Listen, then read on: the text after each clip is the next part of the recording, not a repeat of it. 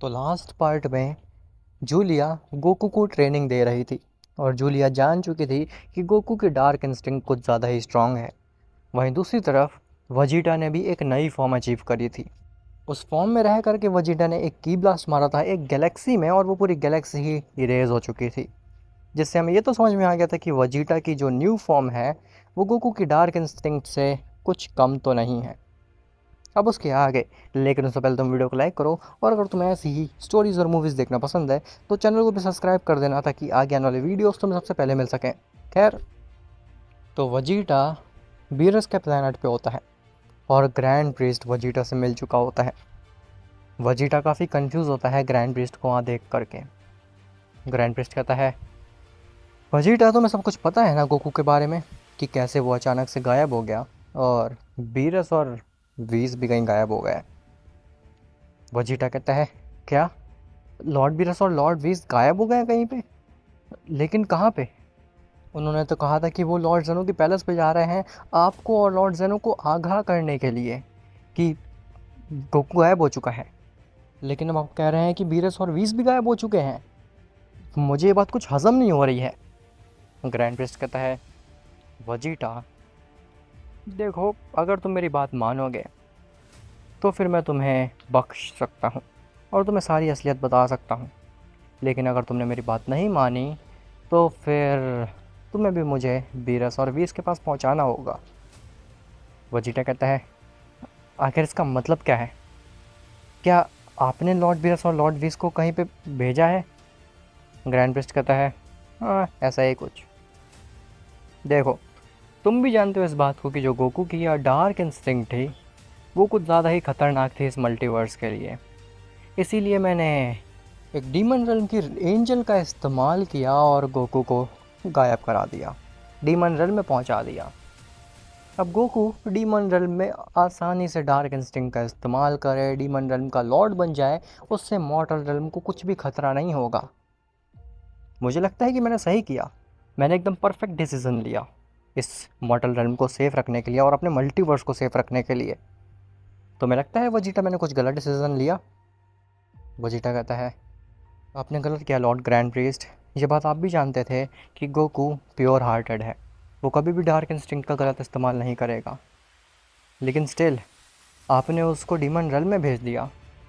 ये तो बहुत ही ज़्यादा बुरी बात है और मैं इस बात को लॉर्ड जनो को बताऊंगा।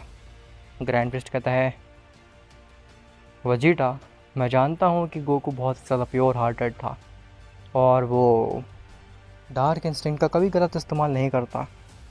लेकिन तुम ये भी जानते होगे कि डार्क इंस्टिंक्ट एक ईविल फॉर्म है।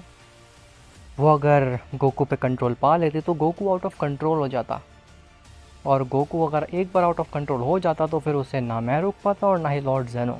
गोकू पूरे मल्टीवर्स को तबाह कर डालता। तुम्हें पता नहीं है डार्क इंस्टिंक्ट की असलियत के बारे में। एक बार एक एंजल ने उसको अचीव किया था और उसने ऑलमोस्ट पूरे मल्टीवर्स को डिस्ट्रॉय करके रख दिया था। तो वजीटा अब तुम्हारे ऊपर है। मैं तुम्हें दो चॉइसेस देता हूँ। पहली, कि तुम मेरे साथ हाथ मिलाओ और जैसा मैं कहता हूँ वैसा करो, ताकि तुम्हारा ये यूनिवर्स, तुम्हारी फैमिली और तुम सेफ रह सको।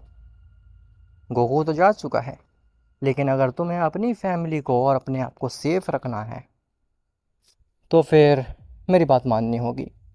और दूसरा ऑप्शन है कि मेरी बात मानने से मना कर दो और बीरस और वीस के साथ एक रेल्म में कैद हो जाओ।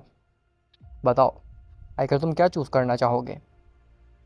तभी वजीटा अपने घुटने पे बैठता है और कहता है, मुझे माफ़ करना लॉर्ड ग्रैंड प्रीस्ट, मुझे आपके डिसीज़न पे पूरा भरोसा है। मुझे पता है आपने जो भी किया है एकदम ठीक किया है। वैसे भी वो खैकरॉट एक बेवकूफ़ सा लोअर क्लास सेयन ही था, उसकी वजह से मुझे हमेशा शर्मिंदा होना पड़ता था।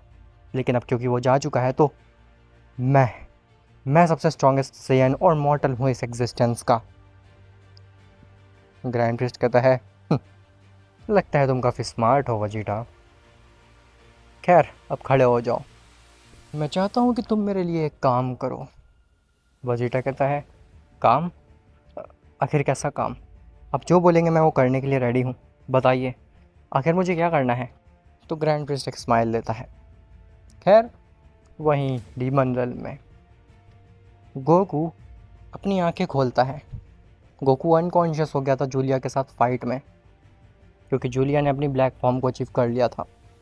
गोकू जैसे ही अपनी आंखें खोलता है, वो देखता है कि उसके सामने जूलिया है। गोकू कहता है, "आह, मेरे साथ क्या हुआ था मुझे कुछ भी याद नहीं।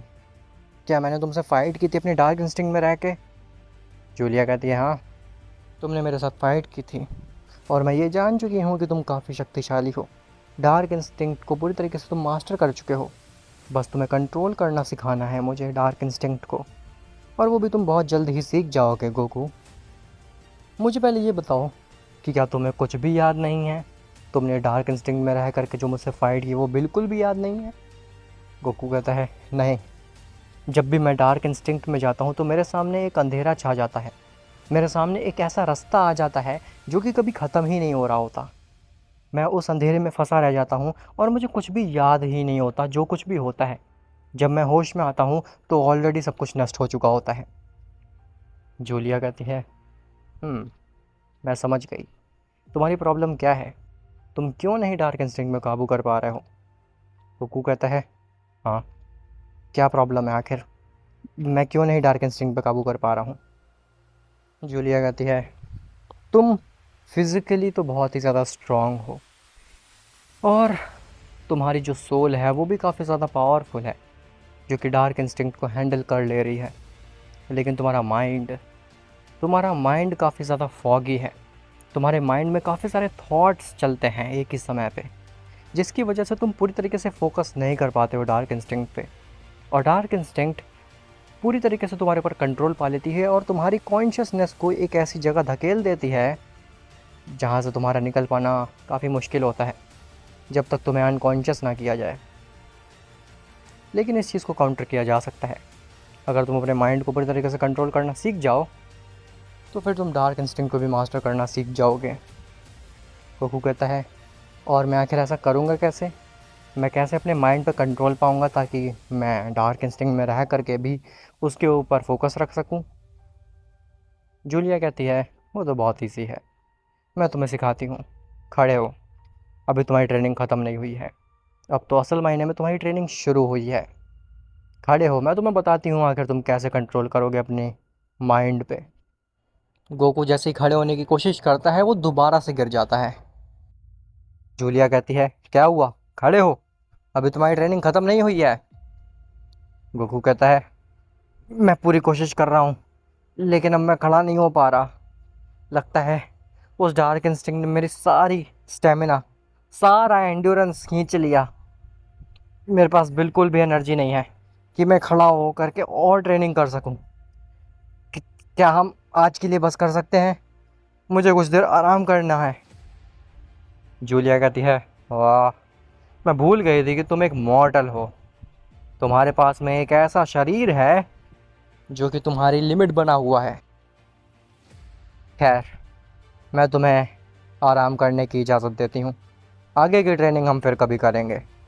ऐसा बोल करके जूलिया गोकू को पकड़ती है और उसको पैलेस में ले जाती है। लेकिन इस बार जूलिया गोकू को जंजीरों में नहीं बांधती और ना जेल में रखती है। जूलिया एक काफ़ी बड़ा सा रूम देती है गोकू को, जहाँ पे गोकू आराम कर सके। गोकू कहता है, क्या क्या ये मेरा रूम है? जूलिया कहती है, हाँ, तुम यहाँ पे आराम कर सकते हो। गोकू कहता है, ये जगह तो देखने में लग ही नहीं रही है कि ये डीमन रेल्म की जगह है। डीमन रेल्म में इतनी सुंदर जगह भी होती हैं? जूलिया कहती है, तुम्हें क्या लगता है कि केवल मॉर्टल रेल्म ही सुंदर है? अभी तो तुम्हें काफ़ी कुछ दिखाना बाकी है। ऐसा बोल करके जूलिया वहाँ से जाने लगती है, लेकिन तभी गोकू जूलिया को रोकता और कहता है, बताओ मुझे, आखिर तुम मुझे जंजीरों में क्यों नहीं बांध रही हो? तुम मुझे यहाँ क्यों रख रही हो? अगर मैं भाग गया तो? जूलिया गोकू की तरफ देखती है और कहती है, मुझे पता है तुम यहाँ से नहीं भागोगे। मैं तुम्हारे माइंड को रीड कर सकती हूँ। मुझे पता है कि तुम्हारे दिमाग में क्या चल रहा है। तुम्हें भी शक्तिशाली बनना है, एम आई राइट? अब आराम करो, क्योंकि तुम्हें काफ़ी कुछ सिखाना बाकी है। ऐसा बोल करके जूलिया वहाँ से चली जाती है और गोकू भी इतना थका हुआ होता है कि वो जूलिया की बात पे ध्यान नहीं देता, वो जा करके सीधा आराम करने लगता है। खैर, वहीं ग्रैंड प्रीस्ट वजीटा को यूनिवर्स 11 में छोड़ आता है, बेलमोट के प्लैनेट पे। जिसके बाद ग्रैंड प्रीस्ट भी वहाँ से जाने लगता है, लेकिन वजीटा पूछता है कि लॉर्ड ग्रैंड प्रीस्ट, आखिर आपको क्या काम है मुझसे यहाँ पे? मेरे को आप लॉर्ड बेलमोट के प्लैनेट पे क्यों लाए हैं? ग्रैंड प्रीस्ट कहता है वो तुम्हें बेलमोट ही बता देगा। ऐसा बोल करके ग्रैंड प्रीस्ट वहाँ से चला जाता है। खैर, वजीटा पीछे मुड़ता है तो पीछे उसके बेलमोट और मार्गरेटा खड़े होते हैं, उसी के साथ साथ टोपो भी खड़ा होता है। बेलमोट कहता है तो तुम यहाँ पे आ गए वजीटा, स्वागत है तुम्हारा मेरे प्लैनेट में। अब तुम सोच रहे होगे कि आखिर मैं तुम्हें यहाँ पे क्यों बुलाया हूँ और ग्रैंड प्रिंस मुझे यहाँ पे क्यों लेके आए हैं, सॉरी तुम्हें यहाँ पे क्यों लेके आए हैं।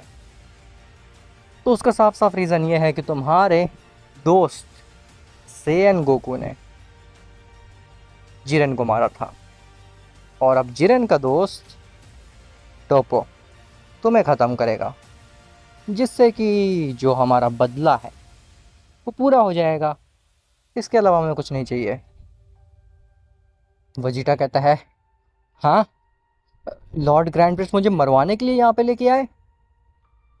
ये तो ये तो गलत है। आखिर वो आपकी बात क्यों मानेंगे? बेलमोट कहता है ग्रैंड प्रिंस को तो मेरी बात माननी ही पड़ेगी, उसकी असलियत मैं जानता हूँ। जो अगर ग्रैंड प्रिस्ट तुम्हें मेरे पास नहीं लेकर के आता तो मैं बाकी डिस्ट्रॉयर्स के साथ मिल करके लॉर्ड जेनो को ये बता देता कि बीरस और वीस कहाँ गायब हुए हैं और गोकू के साथ क्या हुआ। और ग्रैंड प्रिस्ट हम सबको तो इरेज कर नहीं सकता था ना, क्योंकि अगर हम सबको इरेज कर देता तो फिर जेनो डेफिनेटली एक्शन लेता है इसके पीछे कुछ, और वो पता लगा करके ही रहता कि आखिर ग्रैंड प्रिस्ट ने क्या किया है सभी डिस्ट्रॉयर्स के साथ में। जिसके बाद सारा चिट्टा खुल जाता ग्रैंड प्रिस्ट का, और हो सकता था लॉर्ड जेनो ग्रैंड प्रिस्ट को ही मार डालते। इसीलिए ये बहुत ही सुनहरा मौका था ग्रैंड प्रिस्ट से अपना काम करवाने का, और मैंने उससे डिमांड की तुम्हारी वजीटा, मुझे तुमसे बदला लेना है अपने यूनिवर्स का। वजीटा कहता है ये गॉड्स, अटेंडेंट्स, ये सब मॉर्टल्स को एक मजाक समझते हैं, हमको एक कीड़ों की तरह ट्रीट किया जाता है। मैं भी दिखाता हूँ कि मैं कोई आम मॉर्टल नहीं हूँ। मेरे पास में गोकू की डार्क इंस्टिंक्ट तो नहीं है, लेकिन मेरे पास में एक ऐसी फॉर्म है जिससे कि मैं यहाँ पे खड़े सारे बींग्स को ख़त्म कर सकता हूँ। बेलमोट कहता है इतना कॉन्फिडेंस? टोपो, ज़रा अपनी हकाई पावर का इस्तेमाल करके वजीटा को इरेज तो कर दो। जिसके बाद टोपो डायरेक्टली अपनी हकाई ट्रांसफॉर्मेशन में ट्रांसफॉर्म होता है और वजीटा भी रेज करके ट्रांसफॉर्म हो जाता है अपनी ग्रीन फॉर्म में। बेलमोट और टोपो उसकी फॉर्म को देख करके मजाक उड़ाने लगते हैं। टोपो कहता है ये कैसी फॉर्म है ग्रीन, क्या इसका नाम सुपर सेन ग्रीन है? वजीटा कहता है नहीं, इसका नाम है सुपर सेन एंजल, और इस फॉर्म का इस्तेमाल मैं डिस्ट्रॉयर्स को ख़त्म करने के लिए करता हूँ। बेलमोट कहता है अच्छा, आखिर तुमने इस फॉर्म का इस्तेमाल करके कितने डिस्ट्रॉयर्स को ख़त्म किया है? वजीटा कहता है अभी तो एक भी नहीं, लेकिन तुम पहले डिस्ट्रॉयर होने वाले हो बेलमोट। बेलमोट कहता है टोपो, तुम इसकी बात क्या सुन रहे हो, इसके ऊपर वार करो। जिसके बाद टोपो एक हकाई बॉल को रेडी करता है और उसको वजीटा के ऊपर फेंक देता है, लेकिन वजीटा अपना मुंह खोलता है और वो हकाई बॉल वजीटा के मुंह में चली जाती है। जिसके बाद वजीटा उस हकाई बॉल को मानो कि खा जाता है। वजीटा कहता है ओ, हकाई बॉल का टेस्ट काफ़ी अच्छा था टोपो, अब इससे बचो। ऐसा बोल करके वजीटा एक की ब्लास्ट मारता है, तो टोपो उस की ब्लास्ट को रोकने की कोशिश करता है, लेकिन वो की ब्लास्ट इतना पावरफुल होता है और उतना एनर्जेटिक होता है कि वो की ब्लास्ट टोपो को लेकर के स्पेस में ही गायब हो जाता है और स्पेस में फट जाता है। उस की ब्लास्ट को देख करके बेलमोट शॉक्ड रहता है। बेलमोट मार्गरीटा की तरफ देखता और कहता है हम लोग तो डार्क इंस्टिंक्ट से डर रहे थे, असली पावरफुल फॉर्म तो ये है, ये क्या चीज़ है आखिर? खैर, टोपो तो अभी डिस्ट्रॉयर बना भी नहीं था, वो तो बस एक बच्चा था, असली डिस्ट्रॉयर तो मैं हूँ। मुझे मारो तो मैं समझूँ कि आखिर तुम सच में डिस्ट्रॉयर स्लेयर हो। वजीरा कहता है ठीक है बेलमोंड, देखता हूँ आखिर तुम कितने पावरफुल डिस्ट्रॉयर हो। ऐसा बोल करके वजीटा अपनी आंखें बंद कर देता है और कहता है मैं तुम्हें चैलेंज करता हूँ बेलमोंड कि तुम मेरे ऊपर एक पंच भी नहीं मार पाओगे। बेलमोंड कहता है "हाँ, देखते हैं। जिसके बाद बेलमोंड लगातार वजीटा के ऊपर वार करने लगता है, लेकिन वजीटा बेलमोंड के सारे अटैक्स को वैसे ही डॉज कर रहा होता है जैसे उसने एंड्रॉयड 17 के अटैक्स को डॉज किया होता है। वजीटा कहता है लगता है तुम में और टोपो में ज़्यादा अंतर नहीं है, वो बस तुमसे थोड़ा सा ही कमज़ोर है बेलमोंड। बेलमोंड गुस्सा आ जाता है और बेलमोंड पीछे हट करके एक हकाई बॉल मारता है वजीटा के ऊपर।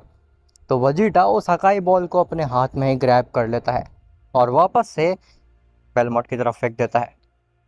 जिसके बाद वजीटा अपनी आंखें खोलता है और कहता है हाँ, तुम्हारे अटैक्स को डॉज करना इतना भी मुश्किल नहीं था बेलमोंड, मैं तो अपनी आंखों का भी इस्तेमाल नहीं कर रहा था। सोच लो तुम कितने स्ट्रांग हो कि तुम एक मॉर्टल को नहीं हरा पाए, एक मॉर्टल के ऊपर एक पंच भी नहीं मार पाए, जबकि वो मॉर्टल अपनी आंख बंद करे हुए था। क्या मैं एक बार ट्राई करूं बेलमोंड तुम्हारे ऊपर वार करने का? बेलमोंड कहता है हाँ, तुम तो कभी ज़िंदगी में मेरे ऊपर अटैक नहीं मार पाओगे, तुम्हारी औकात ही क्या है ऐसे अनमॉर्टल। वजीरा कहता है मैं तुम्हारे ऊपर अटैक नहीं करने वाला, लेकिन ज़रा अपने ऊपर देखो। बेलमोंड जैसे ही ऊपर देखता है तो उसके ऊपर टोपो गिर रहा होता है, और इससे पहले कि बेलमोंड उस टोपो को डॉज कर पाता, टोपो आकर के बेलमोंड के ऊपर गिर जाता है। और टोपो इतनी तेज़ी से बेलमोंड की तरफ आया होता है मानो कि कोई मीटियोर आया हो।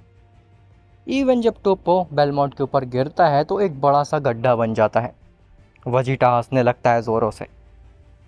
बेलमोंड टोपो को साइड करता है और खड़ा होता है। बेलमोंड कहता है टोपो अपने आप को संभालो, तुम मेरी बेइज्जती करा रहे हो एक मॉर्टल के सामने। तुम इस यूनिवर्स के फ्यूचर हो, नेक्स्ट डिस्ट्रॉयर हो। तुम एक ही पंच में हार गए, एक ही की ब्लास्ट में हार गए। ऐसा बोल करके बेलमोंड टोपो की तरफ देखता है तो टोपो अनकॉन्शियस पड़ा होता है। वजीटा कहता है तुम बात किससे कर रहे हो बेलमोंड? टोपो तो लगता है कि बेहोश है, सोने चला गया है की ब्लास्ट में, और अब तुम्हारी बारी है। ऐसा बोल करके वजीटा बेलमोंड के ऊपर वार करने जाता है, लेकिन बेलमोंड अपने हाथ आगे बढ़ा लेता है और अपने आप को प्रोटेक्ट करने की और वजीटा के अटैक को काउंटर करने की कोशिश करता है। लेकिन वजीटा बेलमोंड के पीछे जा करके उसके नेक पे एक ज़ोरदार वार करता है, जिससे कि बेलमोंड अनकॉन्शियस हो जाता है और वो भी वहीं पे गिर जाता है, टोपो के बगल में ही। वजीटा कहता है मार्गरिटा एंजल, कैसी लगी आपको मेरी फ़ाइट? मार्गरिटा क्लैप करती है और कहती है तुम तो वाकई में एक डिस्ट्रॉयर स्लेयर बन चुके हो मॉर्टल। मैंने बिल्कुल एक्सपेक्ट नहीं किया था तुमसे ये चीज़, लेकिन तुम काफ़ी स्ट्रॉन्ग बन चुके हो। अब आखिर क्या बेलमोंड और टोपो दोनों ही वजीटा को रोक पाएंगे या फिर वजीटा ही उन्हें ख़त्म कर देगा? और आखिर गोकू के दिमाग में क्या चल रहा है? जूलिया ने कहा कि गोकू के दिमाग को पढ़ा जा सकता है और गोकू डीमन रेल्म से नहीं भागेगा। आखिर क्यों? क्या गोकू भी करप्ट हो रहा है धीरे धीरे, और क्या उसको वाकई में मॉर्टल रेल्म में कब्जा करना है, इसलिए वो डीमन रेल्म में रुक रहा है और डार्क इंस्टिंक्ट पे काबू पा रहा है? ये सब तुम्हें पता चलेगा नेक्स्ट पार्ट में। तो मिलते हैं तुमसे नेक्स्ट पार्ट में, तब तक के लिए बाय बाय।